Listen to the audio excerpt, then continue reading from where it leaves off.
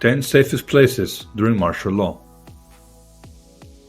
In this video, I will share with you the 10 safest places during martial law. However, I strongly recommend that you visit our site and read the full article, where I also list the top 15 safest places to hide your survival supplies and recommend a few specific items that can help your survival. Now, let's begin. Imagine a very likely scenario of civil order collapsing and a martial law being imposed over the entire nation. As a survivalist, you cherish your personal freedom.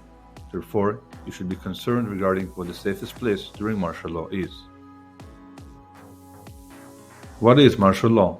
Martial law takes place when a government suspends everyday civil laws and rights. In some instances, the military is the one that imposes its control over the civilians. Martial law is declared during nationwide or region-wide emergencies, such as war, natural disasters, civil unrest, and so forth. Martial law is not a rare phenomenon by far. In the USA alone, it was declared almost 70 times, while only 2 of these times are related to a war against a foreign nation. A large portion of these instances is, in fact, related to riots, civil unrest, or even labor disputes. We will now take a look at what measures can be taken during martial law and the safest places to be in during that time. Please keep in mind that I do not support physically resisting governmental or military forces. The video focuses only on what you should do in order to stay safe and survive. Number 1. An off-grid cabin or tiny house. A small and remote house is the ideal location during martial law. This could be a cabin, tiny house, or some sort of a secret retreat. It should be off the grid for 2 reasons. 1. An off-the-grid house does not depend on external power sources, such as the national power lines. You can produce your own energy by using solar panels, hydropower, or wind power. If you produce your own electricity independently, no one can control you by turning the power off. 2. Every house and apartment usually have an address. Eventually, this makes the things easier for the military and the government as they go from door to door, checking on everyone. An off-grid house does not need to have an official address. You can remain almost anonymous as you wait out whatever caused the martial law to be deployed. Number 2. A bunker. A classic location. Your bug-out shelter or any other bunker can definitely function as a safe haven. You will need to ensure that it's appropriately stocked with such supplies and items as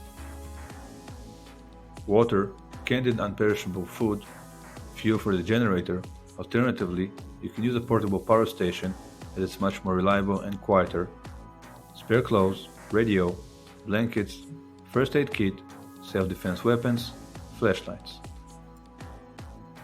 Number 3. Away from most of the civilization. Unlike the specific places on this list, this one is a general recommendation. Staying away from other people and the cities could be the solution you're looking for. As history proved time and time again, it's not just the military or the invading forces you should be concerned about, it's also the people next door. When the supplies run low, the unprepared people will start looting their neighbors. The civilized ones will quickly become uncivilized. The urban streets will be unsafe, with riots and looting everywhere. Number 4. Your own house. Your house can be more than enough during the martial law period. Think about it. You already have all the supplies and comfort. Why look for it in remote places? As long as you do not confront the authorities, you might do just fine by staying in your house. The trick to staying home is laying low. Continue your life as if nothing happened. This might go against your beliefs, but your survival should be the priority. Stock your house with extra food and water and simply behave normally. Going outside could be dangerous because of 2 major reasons: the military presence and whatever disaster or disorder that forced the military presence to appear. Staying home could be the wisest thing to do. Number 5. An abandoned location. If you don't have a bunker, tiny house or cabin, any abandoned building might do. You still need to ensure this location is as removed as possible from the military and governmental presence. If it's outside the city, then it's even better. This can be an abandoned factory, farm, barn, warehouse, and so forth. Scout this location before deciding whether or not this will be your shelter. Ensure it is not visited by other people throughout the day. Check its general state and structure. Rotting or infested buildings are too unsafe to stay in. Once you decide on a building, stash essential supplies there. This way, Whenever you need to relocate, the supplies will already be there waiting for you. Number 6. The mountains. The mountains are a very secluded and inaccessible location. No law representative will bother climbing a cliff just to reprimand you for leaving the city. Retreating to the mountains can also feel like going back to the roots, to your true self. While the martial law limits you as an individual, the mountains free you.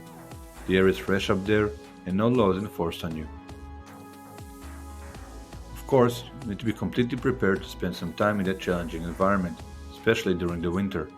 Supplies might get very low and scarce, the weather makes it even more difficult, and you need to know how to treat frost injuries. Number 7. Any prepper community. While facing a countrywide crisis alone, you can rely on a large group of like-minded preppers, survivalists, and off-breeders. Sometimes a group of people has better chances of survival, especially during a large crisis. As a group or community, you can pull your resources together. Different people can have different skills that are useful to others. One is a medic, while another one is a hunter or an experienced cook. Together, your skills and expertise complement each other and strengthen your community. Number 8. A neighboring country. While seemingly abandoning your country may look like an unpatriotic action, it's actually quite the opposite. When the government imposes its regime and strips away basic human rights, the most patriotic action can be crossing the border into a more relaxed country. There, you can recuperate, regroup, and then return when the circumstances allow it. For example, if you live in the United States and the martial law is declared, you can relocate to Mexico, Canada, or a nearby island country or territory. The government won't pursue you there since they will probably have much bigger objectives on their hands. Make sure you're familiar enough with the local language and customs. They will come handy should you seek a temporary employment and a place to stay. Number 9. The armed forces. This might be a surprising suggestion, but the military is probably the most secure and well-supplied environment to be in. I'm not encouraging you to enlist just for the sake of surviving a particular scenario. I'm just saying that if you're already in the military or a civilian working at a military base, then you don't have to hide elsewhere during the martial law. The military's obvious advantage is that it receives supplies and working equipment before the rest of the population. Also, the military bases are well fortified and guarded. The downside, of course, is that during an international conflict or a civil war, the bases are the first ones to be attacked. Number 10. The great outdoors. Mountains and cabins are specific places in the wild where you can stay safe during the martial law. But they are not the only ones. In fact, the entire wilderness is at your disposal. In almost every country, the inhabited areas are much smaller in comparison to the uninhabited outdoors. You can literally pitch a tent in the woods and weather the national crisis. Thank you for watching. If you enjoyed our video, please like it and subscribe to support our channel.